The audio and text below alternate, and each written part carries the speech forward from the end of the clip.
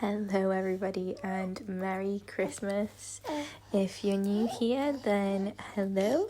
My name is Alma and I am a nature-loving, baby-wearing mom of two and a two. And I'm sure you can hear my little girl next to me. And you probably will hear her all the way through this video.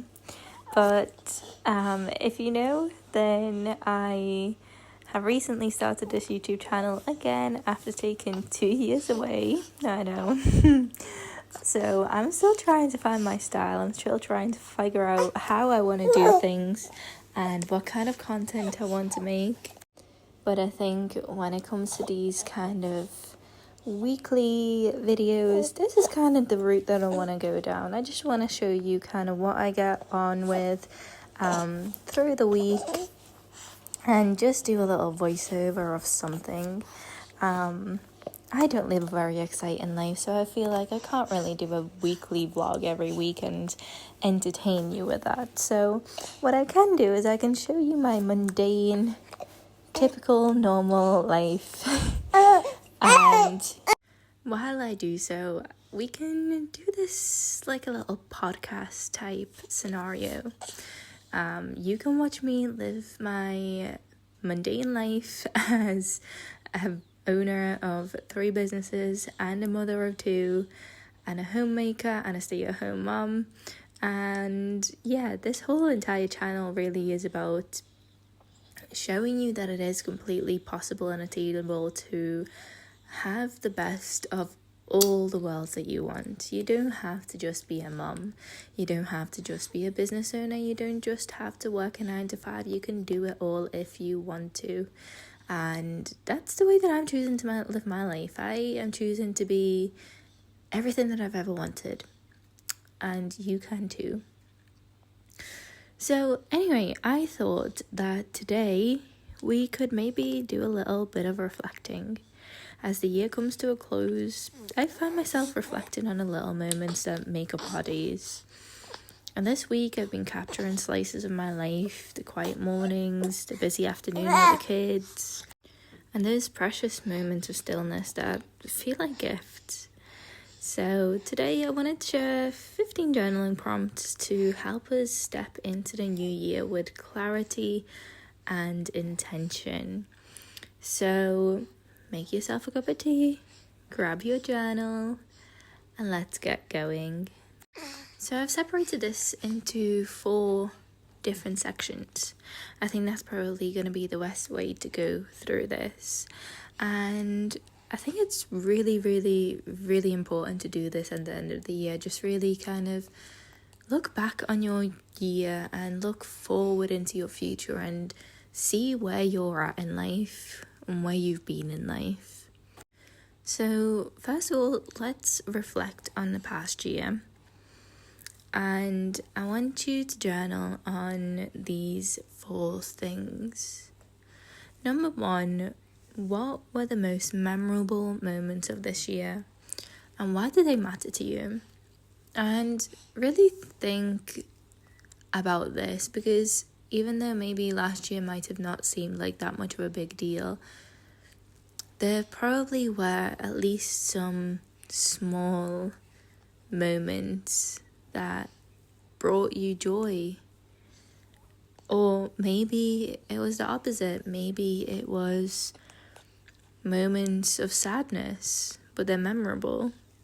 And why did they matter? Did they shift your mindset? Did they impact your life in a really big way somehow?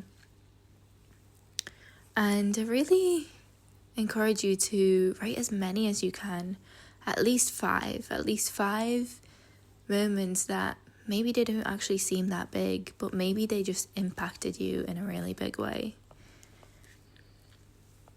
Now, secondly, what challenges did you overcome, and what did they teach you about yourself? Again, you can look back to those moments. Maybe they were challenging, maybe something really bad happened to you, or maybe something just didn't go the way that I should have and set you back. But you're here today, so that means that you overcame whatever that challenge was. What did that teach you? How did it make you feel? What lessons did you learn from it? Now, number 3, who had the biggest impact on your life this year? And how did they shape your journey? This could be anyone, any family member. Maybe it was a stranger. Maybe you just met somebody on a random day in a random shop and they said something to you that just changed the way that you think completely. It doesn't matter who it was. And it doesn't matter whether the impact was good or bad. But just reflect on what made the biggest impact. And finally, what habits or routines served you well this year? And which ones need to be released? I feel like every single year we start the year with all of those new year, new me revelations and promises to ourselves, and quite often all of those habits that we start in the new year just disappear by June. But was there maybe something that you did stick with? Or is there something maybe that you've been doing for years and years and years that you just simply can't shake? Are you prone to sleeping in or going to bed late? Or maybe this year you've actually started waking up early and going to bed early.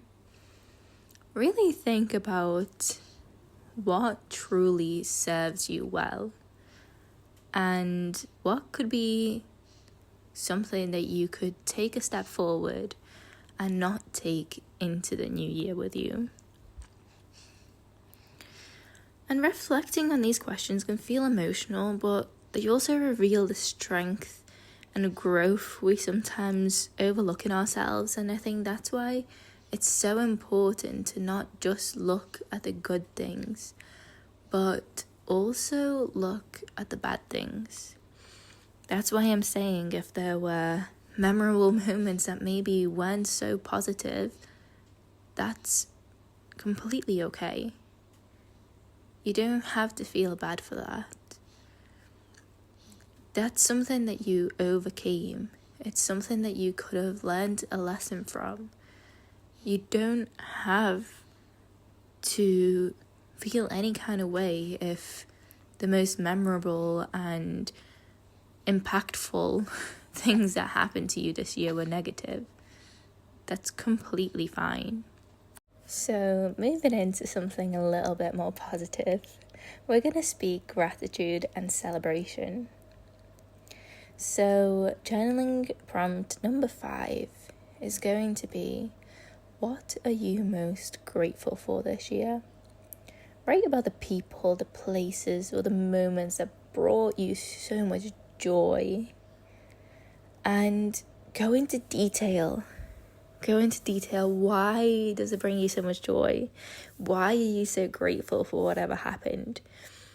And again, going on what I said before, maybe it was actually something negative that happened, but you're grateful for it happening because you were able to learn a lesson from it. So really think about this one. And then, number 6, what accomplishments, big or small, are you proud of this year? And I know sometimes it can feel a little bit, self-righteous to be thinking of everything good that you've done. But you need to do that. You need to remind yourself that you are actually a good person. And that's okay to admit. It really, really, really is. You are a good person. And that's allowed. So think maybe your biggest accomplishment this year is that you helped an old lady across the road. That's fine. Sometimes some years are just bland and boring and quiet and we don't get much anything achieved in those years. That's fine. But I guarantee that there is at least one thing that you did to maybe better somebody else's day or life or I don't know, you moved a hedgehog off the road. You know?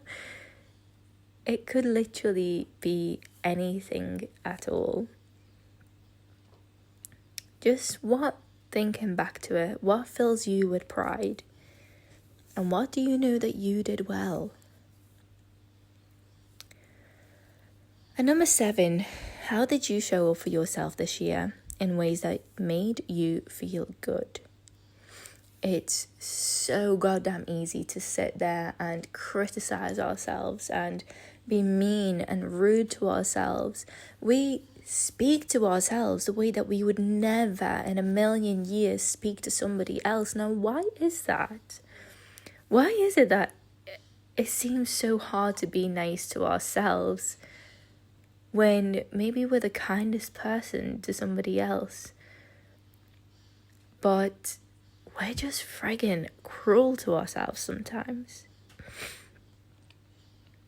So, yeah, what did you do this year that made you feel good?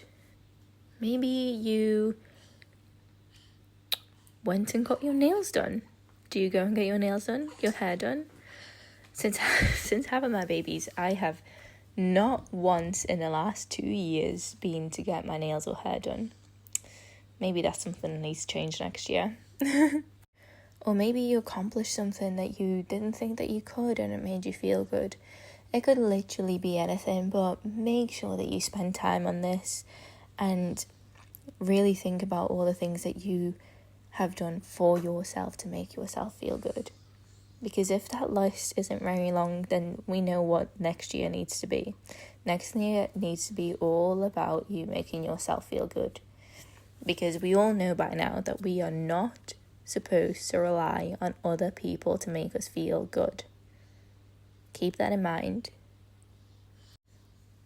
And sometimes it's so easy to brush past our achievements or the simple joys that make life beautiful.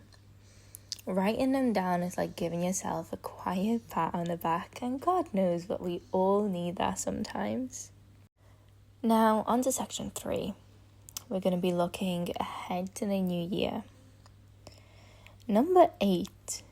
What are 3 things you want to leave behind as you step into the new year?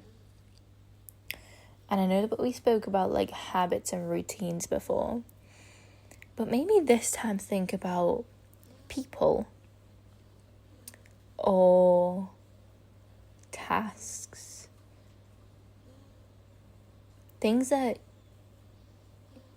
are external to you, not things that you kind of make up yourself. So like not the habits that you are thinking of, not the routines that you are thinking of, but maybe it's somebody that doesn't serve you well anymore, or maybe it's a job that you don't love anymore.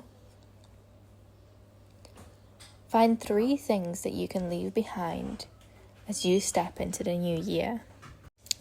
Number 9, what values or priorities will guide your decisions in the next year?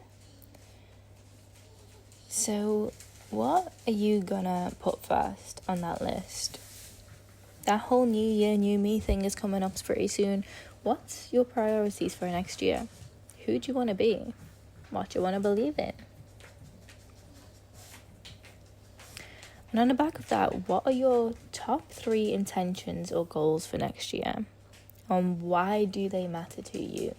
It's all well and good writing down a list of goals that you want to achieve and, our dream body, our dream vacation, all of this, but why? Why do you want that? It's all well and good saying that you want to lose 10 kilos by the end of the year, but why do you want to lose them? Is it going to make you feel better? Are you doing it for yourself or are you doing it for somebody else? And then when you've written all of those things down, think about if you could accomplish just one thing in the next year, what would it be? Is it even on that list? It's great if it is, but if you could just pick one thing to accomplish, what would it be? And on the back of that, what is one habit that you'd like to cultivate that could transform your daily life? And I know there's so many to choose from, literally hundreds of habits that you could choose from. But what would be the one thing that truly could move the needle forward, whether that be health-wise, or move your business forwards, or move your relationship forwards? Could be anything, but just pick one thing. And the beauty of journaling is that it allows us to dream and plan while grounding us in the present moment. So all of those things that you have written, they're just dreams, right? But when you add that why to them, when you really understand why you want the things that you want, it gives you more of an understanding and a desire for them. So we're getting close to the end now, guys. We are nearing the finish line. And number 13, what relationships would you like to nurture in the coming year? And how can you show up for those people? Now, we spoke briefly before about letting go of people that don't serve you anymore. But there are going to be relationships in your life that deserve your time. If they make you feel good, if they make you happy, if they bring something to the table, they deserve nurturing from you too.